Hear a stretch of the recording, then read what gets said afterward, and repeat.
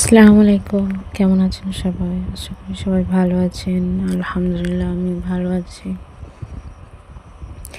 এক শ্রেণীর মানুষ আছে যারা তাদের স্বার্থসিদ্ধি আর ক্ষমতা বোঝানোর জন্য পুত্রবধূকে বিষ খাইয়ে, গলায় দড়ি দিয়ে, আগুনে পুড়িয়ে বিভিন্নভাবে আঘাত করে মেরে ফেলে।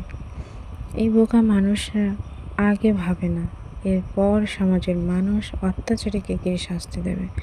কিন্তু আরও এক শ্রেণীর মানুষ আছে যারা নিজেদের ক্ষমতা, অহংকার আর স্বার্থসিদ্ধির জন্য সমাজের মানুষকে বোকা বানিয়ে নিজেদের সম্মানকে বজায় রেখে ভালো মুখোশের আড়ালে কথার জালে, কথার ফাঁসে, ফাঁসির দড়ি জড়িয়ে তিলে তিলে পুত্রবধূকে মেরে ফেলে, যেটাকে আমরা মেন্টাল টর্চার বলি।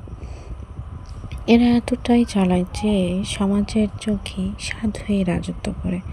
কেউ টেরই পায় না কে আসল অপরাধী।